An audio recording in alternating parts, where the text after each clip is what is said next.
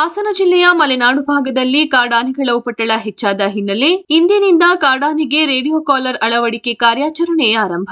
ಬೇಲೂರು ತಾಲೂಕಿನ ಬಿಕ್ಕೋಡು ಗ್ರಾಮದಲ್ಲಿ ಕಾರ್ಯಾಚರಣೆಗೆ ಚಾಲನೆ ನೀಡಿದ ಸ್ಥಳೀಯ ಶಾಸಕರು. ಸಾಕಾನೆಗಳಿಗೆ ಪೂಜೆ ಸಲ್ಲಿಸಿ ಕಾರ್ಯಾಚರಣೆಗೆ ಚಾಲನೆ ನೀಡಿದ ಶಾಸಕ ಎಚ್.ಕೆ. ಸುರೇಶ್.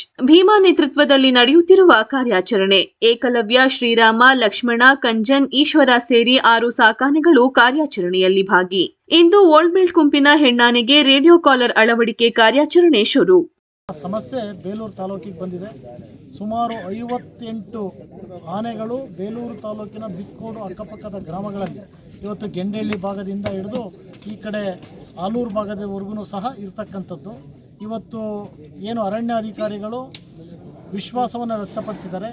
ಇವತ್ತು ಪೂಜೆ ಮಾಡುವುದ್ರ ಮುಖಾಂತರ ನಾವು ರೇಡಿಯೋ ಕಾಲರ್ನ ಹಾಕ್ತೀವಿ, ಆನೆಗಳನ್ನ ಐಡೆಂಟಿಫಿಕೇಷನ್ ಮಾಡ್ತೀವಿ, ಇವ್ರನ್ನ ಹೊರಗಡೆಗೆ ಶಾಶ್ವತವಾಗಿ ಕಳಿಸ್ಕೊಡ್ತೀವಿ ಅಂತಕ್ಕಂಥ ವಿಶ್ವಾಸವನ್ನು ವ್ಯಕ್ತಪಡಿಸಿದರೆ ಅವರ ವಿಶ್ವಾಸದ ಆಧಾರದ ಮೇಲೆ ಆ ಭಗವಂತನಲ್ಲಿ ಸ್ಮರಣೆಯನ್ನು ಮಾಡಿದ್ದೀವಿ.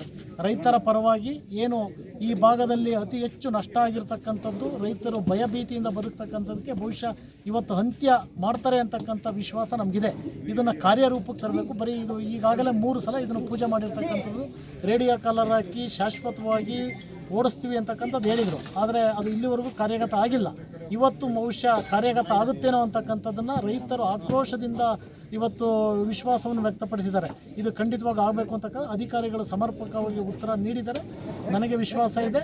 ಇದನ್ನು ಸ್ಥಳಾಂತರಿಸಬೇಕು ಅಂತಕ್ಕಂಥದ್ದನ್ನು ನಾನು ಒತ್ತಾಯವನ್ನು ಮಾನ್ಯ ಅರಣ್ಯ ಇಲಾಖೆಗೆ, ಅರಣ್ಯ ಸಚಿವರಿಗೆ, ಕರ್ನಾಟಕ ರಾಜ್ಯಕ್ಕೆ ಒತ್ತಾಯವನ್ನು ಮಾಡ್ತಾ ಇದ್ದೀನಿ.